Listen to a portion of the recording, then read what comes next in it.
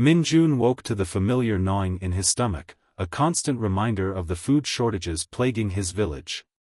He lay still for a moment, listening to the soft breathing of his parents in the next room. The early morning light filtered through the thin curtains, casting a pale glow across the sparse furnishings of their small home. As he rose and prepared for the day, Min-Jun's thoughts drifted to the countless rules and restrictions that governed every aspect of life in his village near the Chinese border. The weight of constant vigilance settled over him like a heavy cloak, a feeling he had known for as long as he could remember. Outside, the streets were already coming to life. Neighbors nodded warily to one another as they hurried about their morning routines. Min-Jun noticed Mrs. Park sweeping her front step, her eyes darting nervously as a patrol of soldiers marched past. The soldiers' boots echoed against the worn pavement, a sound that never failed to send a chill down Min-Jun's spine. As he made his way to the communal farm where he worked, Min-Jun passed by the town square. The looming statue of the great leader cast a long shadow, its stern gaze seeming to follow his every move. Propaganda posters adorned every available surface, their bold slogans proclaiming the glory of the regime and the dangers of Western influence. At the farm, Min-Jun joined his fellow workers in the fields. They labored in near silence, the fear of being overheard stifling any meaningful conversation. Min-Jun caught the eye of his childhood friend, Sung-ho, and they exchanged a subtle nod. Sung-ho's father had disappeared last month after making an offhand comment about the harvest. No one dared to ask what had happened to him. As the day wore on, Min-Jun felt the familiar ache of hunger intensify. The meager rations provided by the government were never enough, and the once fertile fields now struggled to produce even the most basic crops. He watched as several workers discreetly pocketed small handfuls of grain, their desperation outweighing their fear of punishment. That evening, as Min-Jun walked home, he passed by the local school. Children's voices drifted through the open windows, reciting loyalty pledges and singing songs of praise to the regime. He remembered his own school days, the endless hours spent memorizing the teachings of the great leaders and learning to mistrust the outside world. At home, Min-Jun found his parents huddled around the radio, listening intently to the nightly propaganda broadcast. Their faces were drawn and tired, etched with the strain of years lived under constant surveillance and hardship. As the announcer droned on about the nation's supposed prosperity, Min-Jun caught a flicker of doubt in his father's eyes. Later that night, as Min-Jun lay in bed, his mind raced with thoughts of a different life. He had heard whispers of the world beyond the border, of places where people didn't live in constant fear. As sleep began to overtake him, he heard the muffled voices of his parents in the next room. They spoke in hushed tones, but one phrase caught his attention: a way out. Min-Jun's heart raced as the implications of those words sank in. The seed of escape had been planted in his mind, but the risks seemed insurmountable. As he drifted off to sleep, Min-Jun wondered if he would ever find the courage to leave everything he had ever known behind. In a world where walls have ears, silence is survival. But what happens when that silence is broken? Min-Jun was about to learn the true cost of a whisper in North Korea. The sun had barely set when Min-Jun's father burst through the door, his face ashen and hands trembling. He clutched a crumpled piece of paper, his knuckles white with tension. The small home, usually a sanctuary from the oppressive world outside, suddenly felt suffocating. "What's wrong?" Min-Jun's mother whispered, her eyes wide with fear. His father's voice quivered as he recounted the day's events. At the market, frustrated by the meager selection, he had muttered under his breath about the endless food shortages. It was a moment of weakness, a fleeting expression of the hunger that gnawed at them all. But in North Korea, even the softest complaint could spell disaster. A fellow patron, perhaps hoping to curry favor with the authorities, had reported the comment. Now, the family faced the terrifying consequences of this betrayal. Min-Jun watched as his parents frantically searched the house, destroying anything that could be deemed subversive: old letters, a forbidden radio, even family photos that might raise suspicion. As they worked, Min-Jun's father explained the harsh reality of their situation. The government system of punishment extended beyond the individual, ensnaring entire families in its cruel logic. 3 generations could be sent to labor camps for one person's perceived disloyalty. The concept of guilt by association hung over them like a dark cloud, threatening to tear their world apart. Hours passed, each minute stretching into an eternity as they waited for the inevitable knock at the door. Every sound from the street made them jump: footsteps, voices, the rumble of vehicles. Min-Jun's heart raced, his palms slick with sweat as he imagined the fate that awaited them. As dawn approached, bringing with it the promise of discovery, Min-Jun's mother made a decision that would change everything. With shaking hands, she pried up a loose floorboard, revealing a small cavity beneath. From this hidden space, she withdrew a thin bundle wrapped in oilcloth. "Min-Jun," she said, her voice barely above a whisper, "you must go. Now, while there's still time." She pressed the bundle into his hands. Inside, he found a small stack of Chinese yuan and a crudely drawn map. Confusion and fear warred within him. "But what about you? I can't leave you behind." His mother cupped his face, her eyes shining with unshed tears. "We've always known this day might come. Your father and I, we're too old, too set in our ways. But you, my son, you have a chance at a real life. At freedom." The weight of her words settled over Min-Jun like a heavy blanket. He faced an impossible choice: stay and face certain persecution with his family, or risk everything on a dangerous escape attempt. The unknown terrors of the world beyond their borders loomed large in his mind, but so did the promise of a life free from constant fear. As the first rays of sunlight began to peek through the windows, Min-Jun made his decision. With a heavy heart and the precious bundle clutched to his chest, he embraced his parents one last time, knowing it might be forever. Then, slipping out into the pre-dawn darkness, he took his first steps towards an uncertain future. Min-Jun's heart raced as he approached the edge of the dense forest. He had lived his entire life in a tightly controlled world, but now he faced a different kind of prison, one made of trees and shadows. How would someone raised in such isolation navigate the wild unknown that lay before him? With trembling hands, Min-Jun clutched the small bundle his mother had given him. Inside, the map felt like a lifeline, but its crude markings suddenly seemed woefully inadequate in the face of the vast wilderness ahead. He took a deep breath, trying to steady his nerves as he mentally catalogued his meager supplies: a few packets of dried food, a water bottle, and the precious yuan hidden in his shoe. As Min-Jun took his first tentative steps into the forest, the canopy closed over him like a shroud. The familiar sounds of the village faded away, replaced by the rustling of leaves and distant animal calls. The air felt different here, heavy with moisture and the scent of decaying vegetation. He pushed forward, acutely aware of every snapping twig beneath his feet. The terrain proved challenging from the start. Uneven ground hidden by fallen leaves threatened to twist his ankles, while low-hanging branches snagged at his clothes. Min-Jun's progress was painfully slow as he tried to move quietly while staying alert for any signs of danger. The forest seemed to press in on him from all sides, making it difficult to maintain his sense of direction. As the day wore on, thirst became Min-Jun's constant companion. He rationed his water carefully, taking only small sips when the dryness in his throat became unbearable. When he came across a small stream, Min-Jun hesitated. The water looked clear, but he knew the dangers of drinking from unknown sources. In the end, desperation won out, and he filled his bottle, hoping he wouldn't regret the decision later. The fading light brought new anxieties. Min-Jun knew he should find a place to rest, but the thought of stopping filled him with dread.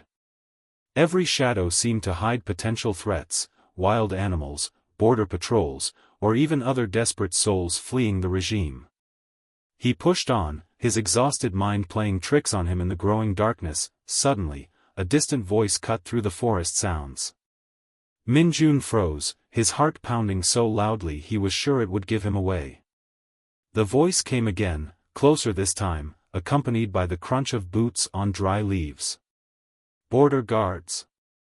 Min-Jun crouched low, hardly daring to breathe as he searched for a hiding place. He spotted a fallen tree, its upturned roots creating a small cavity. Min-Jun squeezed himself into the tight space, ignoring the insects crawling over his skin. The voices grew louder, flashlight beams cutting through the darkness. Min-Jun closed his eyes, silently pleading for the patrol to pass him by. Minutes stretched into an eternity, but finally, the voices began to fade. Min-Jun waited until he could no longer hear them before cautiously emerging from his hiding place. The close call left him shaken but also filled with a grim determination. He had evaded discovery this time, proving to himself that escape might actually be possible. As true night settled over the forest, Min-Jun realized he couldn't go any further. He found a small clearing where he could see the stars through a break in the canopy. As he settled in for a restless night, new sounds emerged from the darkness, rustling in the underbrush, distant howls, and other noises he couldn't identify. Min-Jun pulled his knees to his chest, wondering what new challenges the night would bring. Min-Jun huddled in the darkness, his racing thoughts drowning out the nighttime chorus of the forest. He had always dreamed of freedom, but he never imagined it would feel like this, cold, frightening, and overwhelmingly lonely. As exhaustion threatened to overcome him, Min-Jun faced a brutal truth: sometimes survival means embracing your deepest fears. The pitch-black forest seemed alive with hidden dangers. Every rustle in the underbrush, every distant howl sent shivers down Min-Jun's spine. He stumbled forward, hands outstretched, desperate to find some kind of shelter before his legs gave out entirely. The rough bark of trees scraped his palms as he felt his way through the darkness. Min-Jun's mind reeled with conflicting instincts. Part of him screamed to keep moving, to put as much distance as possible between himself and the border. But another part, the part trained by years of rigid routine, longed for the safety of four walls and a roof overhead.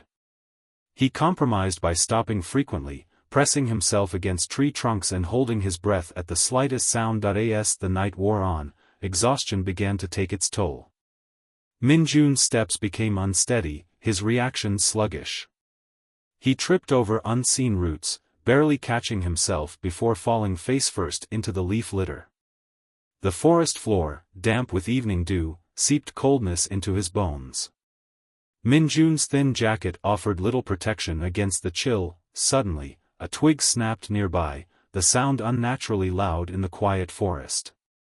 Min-Jun froze, his heart pounding so hard he was sure it would give him away. Was it a wild animal, drawn by the scent of a human intruder? Or worse, had a border patrol picked up his trail? He crouched low, trying to make himself as small as possible, straining his ears for any further movement. Minutes ticked by with agonizing slowness. Finally, Min-Jun heard the soft padding of paws moving away from his position. He let out a shaky breath, realizing he'd been holding it the entire time. The encounter left him trembling, acutely aware of how vulnerable he was in this alien environment. As the first hints of pre-dawn light began to filter through the canopy, Min-Jun's spirits lifted slightly. He had survived the night, proving to himself that he was capable of more than he'd ever imagined. The growing visibility allowed him to move with a bit more confidence, though he remained hypervigilant of his surroundings. It was then that Min-Jun spotted it, a dark opening in a rocky outcropping, partially hidden by dense foliage. He approached cautiously, aware that the cave might already be occupied. Peering into the gloom, he saw no signs of recent animal activity. The small cavern was dry and offered protection from prying eyes. Min-Jun crawled inside, his body screaming with relief as he finally allowed himself to truly rest. He knew the day ahead would bring new challenges, but for now, he had found a momentary sanctuary. As he drifted into an uneasy sleep, Min-Jun's last thoughts were of the long journey still ahead and the freedom that waited at the end of it all. As the sun rose, Min-Jun's momentary sanctuary gave way to a new, terrifying reality.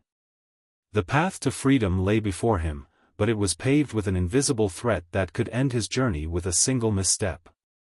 How does one navigate a field where every patch of earth could be your last? Min-Jun crouched at the edge of what appeared to be an ordinary meadow. The grass swayed gently in the morning breeze, but something felt off. He noticed subtle irregularities in the ground, small mounds and depressions that seemed out of place. His blood ran cold as the realization hit him. He was staring at a minefield. Panic threatened to overwhelm him as Min-Jun considered his options. Turning back meant certain capture, but moving forward could mean instant death. He took a deep breath, forcing himself to think rationally. He remembered stories of others who had made this crossing, whispering about using sticks to probe the ground or following animal tracks. With trembling hands, Min-Jun broke off a long branch from a nearby tree. He began the agonizing process of testing each step, gently prodding the earth before him. The going was excruciatingly slow. Every few feet, he paused to wipe the sweat from his brow, his muscles screaming from the constant tension. Hours passed, and the sun climbed higher in the sky.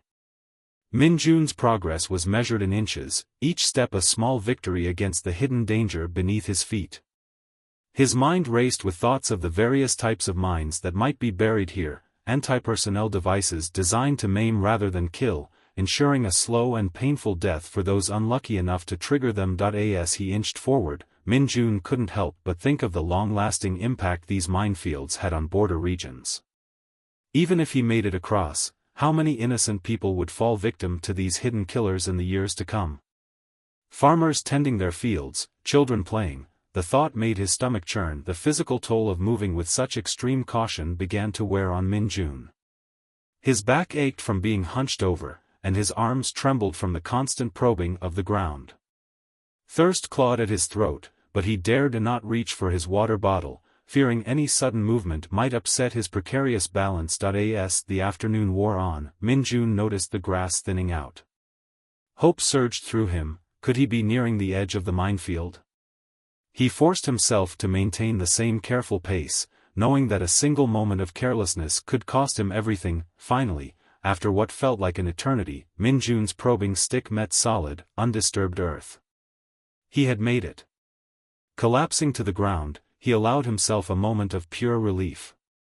Tears streamed down his face as the tension of the past hours released its grip on him, but even as he caught his breath, Min-Jun knew he couldn't linger. The experience had left him shaken and even more paranoid. Every shadow, every rustle in the undergrowth now seemed to hide a potential threat. He forced himself to his feet, his legs wobbling with exhaustion. As Min-Jun stumbled forward, he could see the outline of the Tumun River in the distance. The Chinese border was now within reach, but he knew new dangers lay ahead. The memory of the minefield would haunt him, a stark reminder of the price of freedom and the treacherous path he had chosen. The Tumun River stretched before Min-Jun, its murky waters the final barrier between him and China.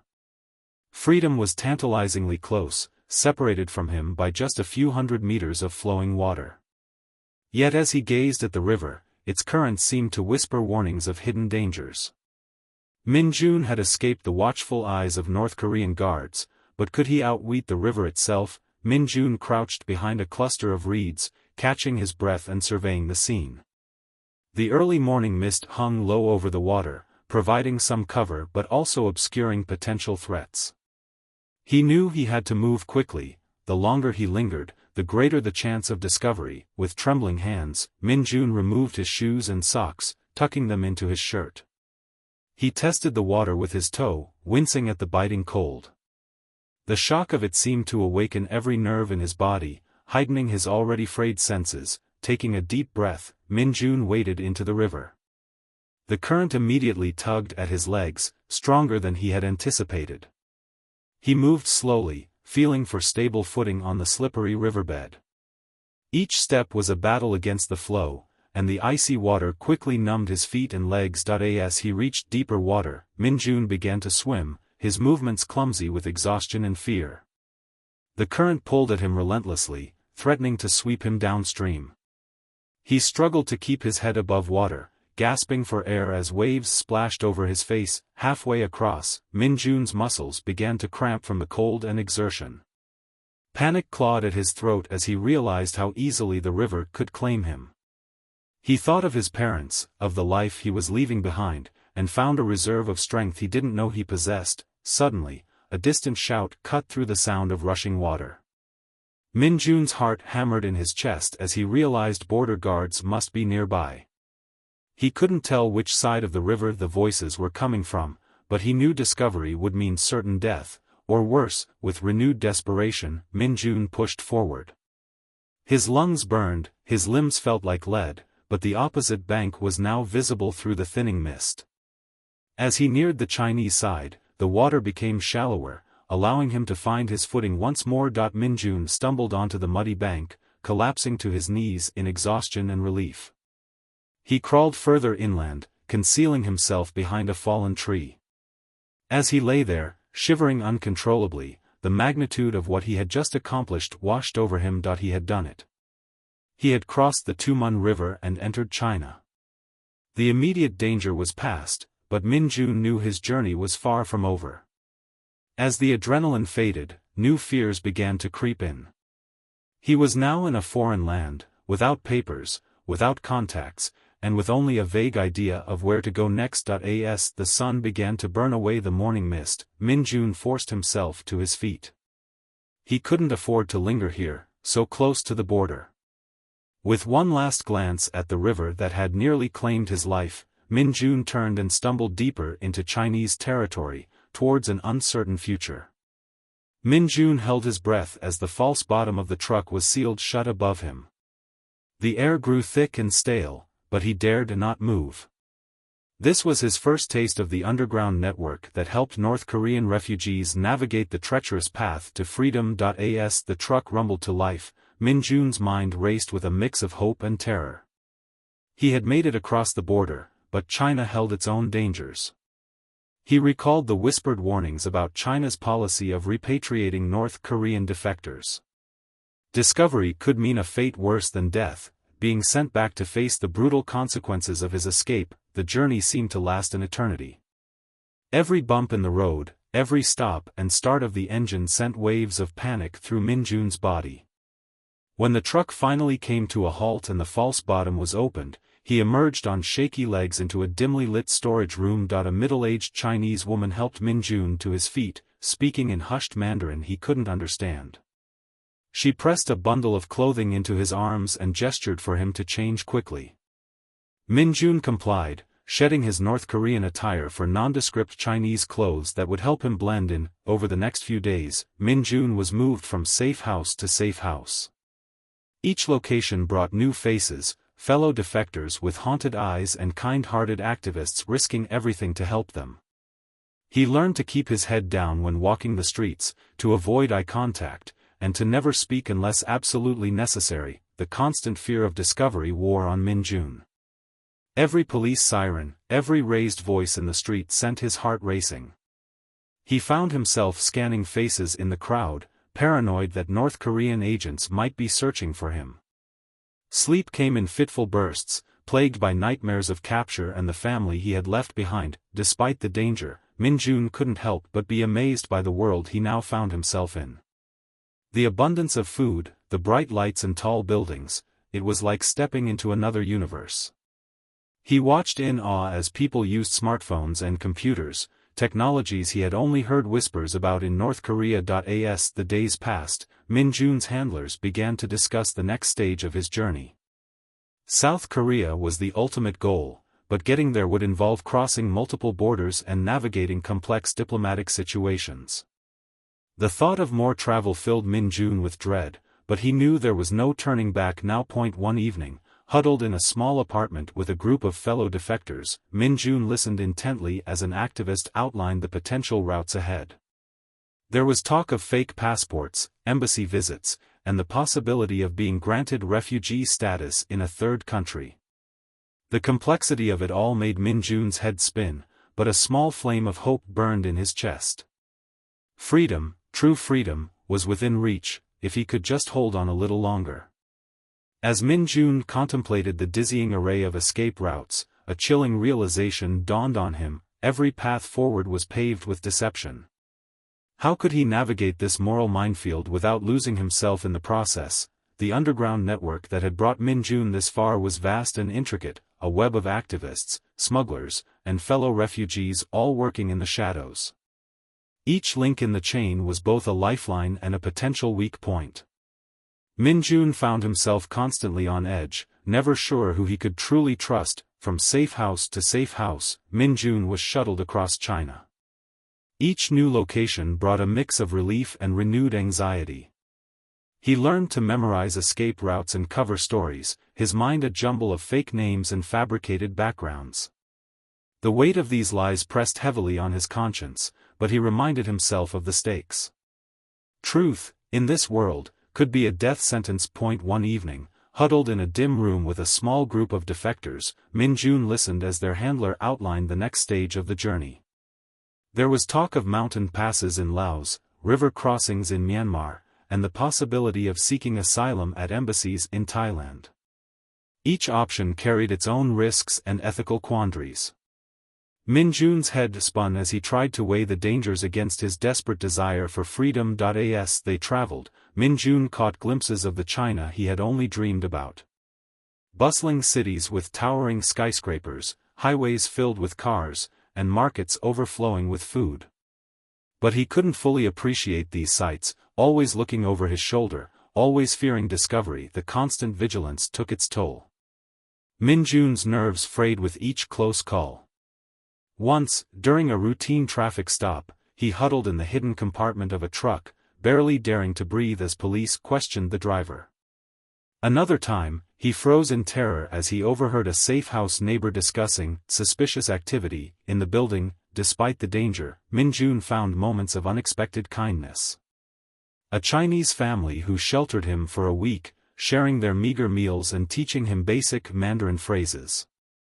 An elderly activist who pressed extra money into his hand, her eyes brimming with tears as she wished him safe passage. As weeks turned into months, Min-Jun's resolve was tested time and again. The longing for his family back in North Korea warred with his determination to press on. Each step of the journey brought new challenges, new fears to overcome. Finally, after what felt like an eternity, Min-Jun found himself at the border of a third country. The last leg of his journey loomed before him, promising even greater risks. As he prepared for this final push, Min-Jun realized how much he had changed since leaving North Korea. He was harder now, more cautious, but also more determined than ever to taste true freedom. Min-Jun stood at the threshold of his final challenge, his heart pounding so loudly he was sure the immigration officer could hear it. The forged passport felt heavy in his sweaty hands as he presented it, praying that the countless hours of preparation would pay off. This was the moment of truth. Would his carefully crafted lies hold up under scrutiny, or would everything unravel in an instant? The officer's eyes bore into Min-Jun as he flipped through the passport pages. Each second felt like an eternity. Min-Jun forced himself to breathe normally, to maintain the facade of calm he had practiced for weeks. He recited his cover story in his head, a tale of a Chinese businessman on a routine trip. The irony wasn't lost on him. After fleeing a life of constant deception in North Korea, here he was, pinning all his hopes on yet another lie. As the questioning began, Min-Jun felt like a tightrope walker without a safety net. Every answer had to be perfect, every detail consistent. He drew on reserves of strength he didn't know he possessed, willing his voice to remain steady as he navigated the officer's probing inquiries. With each successful response, a glimmer of hope grew stronger within him, but the path to freedom was far from smooth. As Min-Jun made his way through the city, he encountered checkpoint after checkpoint. Each one brought a fresh wave of anxiety, a new test of his resolve. He couldn't shake the feeling that at any moment, someone would see through his disguise and bring his journey to a brutal end. The weight of the diplomatic complexities surrounding North Korean refugees pressed heavily on Min-Jun's mind. He knew that even if he made it to the South Korean embassy, there was no guarantee of safety. International agreements, political tensions, and the ever-present threat of repatriation loomed large. Min-Jun found himself longing for a world where people didn't have to resort to such desperate measures simply to live freely. As the South Korean embassy finally came into view, Min-Jun's emotions threatened to overwhelm him. He was so close, yet the final steps felt impossibly daunting. Doubt crept in. What if he had come all this way only to be turned away at the last moment? The thought of failure, of being sent back to face unimaginable consequences, was almost paralyzing. With trembling legs, Min-Jun approached the embassy gates. He presented his documents one last time, his entire body tense as he waited for the verdict. When the guard nodded and waved him through, Min-Jun could hardly believe it. He stumbled forward, crossing the threshold onto embassy grounds. For the first time in months, he allowed himself to truly exhale. As the realization sank in that he was finally beyond the reach of those pursuing him, Min-Jun's knees buckled. Tears of relief and exhaustion streamed down his face. The physical journey was over, but as embassy staff gently led him inside, Min-Jun knew his challenges were far from finished. A new chapter was beginning, one of healing, adaptation, and building a life he had only dared to dream of. Min-Jun pressed his forehead against the cool glass of the airplane window, watching as the glittering lights of Seoul grew larger. His old life in North Korea seemed to shrink with each passing moment, fading into the darkness behind him. As the plane touched down, a mixture of excitement and apprehension churned in his stomach. The arrival process was a whirlwind of activity. Min-Jun found himself ushered through a series of checkpoints and waiting rooms, each step bringing him closer to his new life in South Korea. Government officials greeted him with kind smiles, but their rapid-fire questions left his head spinning. The fluorescent lights and modern furnishings of the processing center were a stark contrast to the world he had left behind. As Min-Jun navigated the initial stages of refugee processing, he couldn't shake the feeling of being overwhelmed. The sights and sounds of Seoul assaulted his senses: towering skyscrapers, endless streams of traffic, and people hurrying in all directions. The sheer abundance of everything, from food to technology, was almost too much to comprehend. He found himself staring in awe at vending machines filled with colorful drinks and snacks, marveling at the casual way people use smartphones and computers. The debriefing process proved to be both emotionally and mentally taxing. Min-Jun sat for hours in small, sterile rooms, recounting his journey in life in North Korea to stern-faced officials. They pressed him for details about his village, his family, and the circumstances of his escape. Each question felt like a test, and Min-Jun worried that a single wrong answer might somehow jeopardize his newfound freedom. The challenge of proving his North Korean origin weighed heavily on him, as he had destroyed most evidence of his past life during his escape. As days turned into weeks, Min-Jun began to learn about South Korea's integration programs for North Korean defectors. He attended classes on everything from using public transportation to understanding democratic government. The sheer volume of information was daunting, and Min-Jun often felt like he was drowning in a sea of new concepts and expectations. Throughout it all, a constant undercurrent of guilt gnawed at Min-Jun's conscience.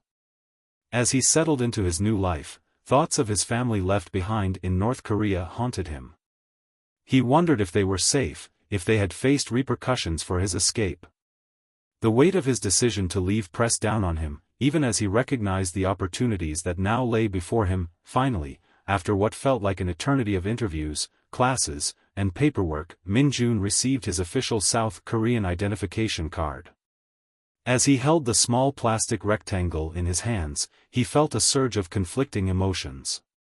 Pride at how far he had come, fear of the unknown future, and a bittersweet sense of leaving his old self behind.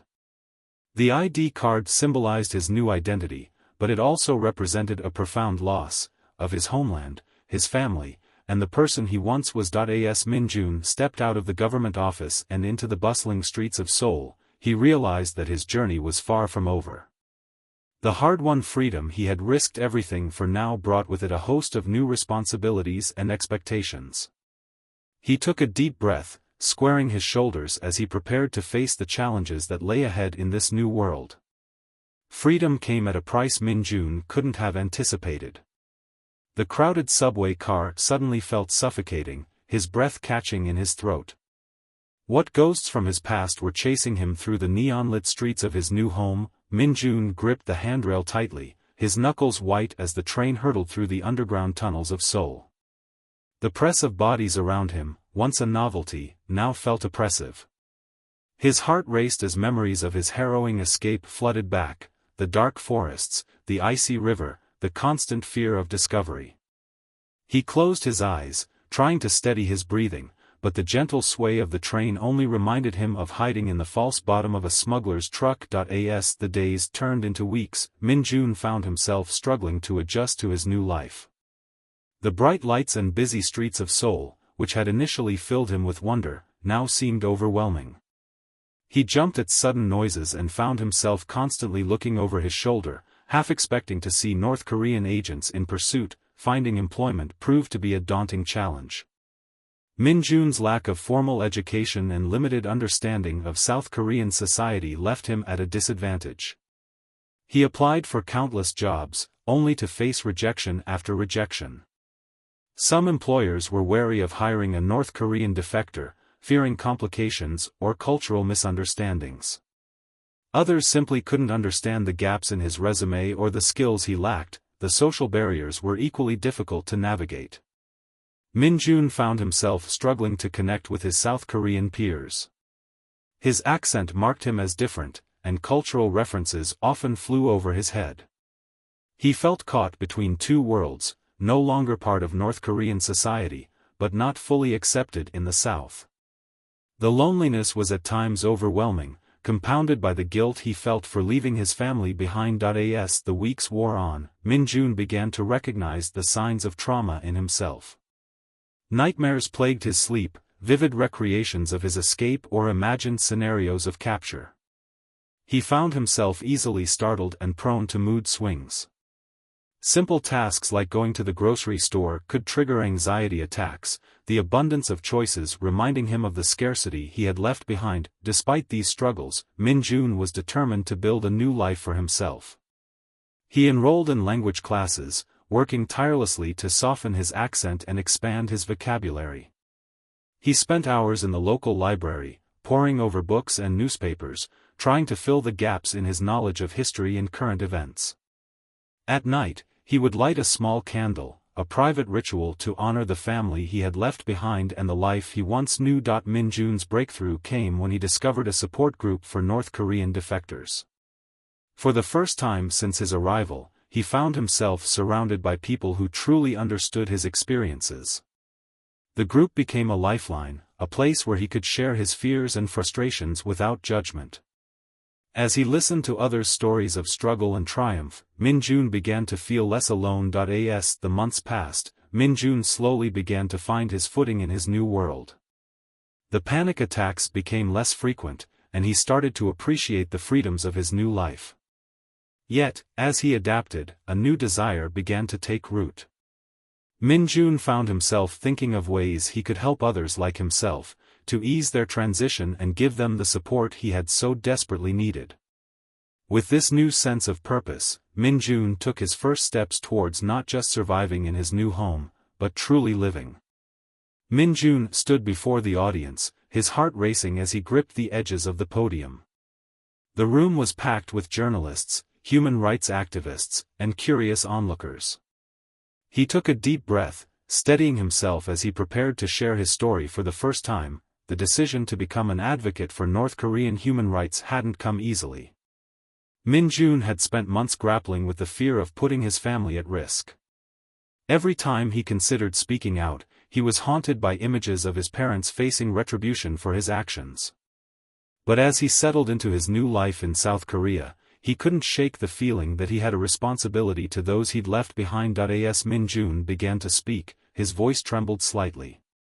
He recounted his journey, from the moment he decided to flee North Korea to his harrowing escape across the Chinese border. The emotional toll of reliving these experiences was evident in the catch in his throat and the shine in his eyes. Yet, he pushed on, determined to give voice to the countless others who couldn't speak for themselves. In the weeks and months that followed, Min-Jun threw himself into his newfound role as an advocate. He worked tirelessly to raise awareness about the plight of North Korean refugees and those still trapped within the country's borders. He spoke at universities, wrote articles for newspapers, and met with government officials.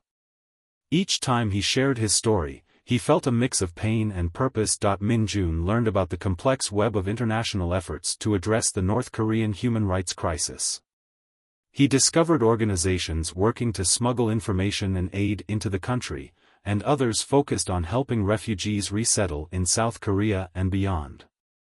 The scope of the challenge was daunting, but Min-Jun found hope in the dedication of those fighting for change. As his profile grew, Min-Jun faced new challenges. He received threatening messages from anonymous sources, warning him to stay silent. There were nights when he lay awake, wondering if he was doing the right thing. But then he would receive messages from other defectors, thanking him for giving them the courage to share their own stories. These moments of connection reminded him why he had chosen this path. One evening, as Min-Jun was preparing for a speaking engagement, he received news that filled him with a renewed sense of purpose. A young woman he had been counseling, another North Korean defector, had successfully helped her brother escape. The woman credited Min-Jun's guidance and support for giving her the strength to orchestrate the dangerous rescue. As he stood on stage that night, Min-Jun felt his journey come full circle. He was no longer just a refugee seeking safety, but a bridge between two worlds. His experiences, painful as they were, had given him the power to help others find their path to freedom. With each story he shared, each life he touched, Min-Jun felt the weight of his past transform into fuel for the future. Min-Jun's harrowing journey from North Korea to freedom represents just one of thousands of similar stories. Each escape is a testament to the resilience of the human spirit in the face of oppression. As Min-Jun settled into his new life in South Korea, he couldn't shake the memories of those left behind. The ongoing struggle for human rights in North Korea weighed heavily on his mind. With each successful escape, a small flame of hope ignited for change. Min-Jun knew that his story, while deeply personal, was part of a larger movement. He felt a responsibility to use his voice to advocate for those still trapped in the oppressive regime. As viewers, we are called to action. Supporting refugees, advocating for human rights, and working towards a world where such dangerous journeys are no longer necessary became Min-Jun's mission. He hoped that by sharing his story, others would be inspired to join the fight for freedom and dignity for all North Koreans.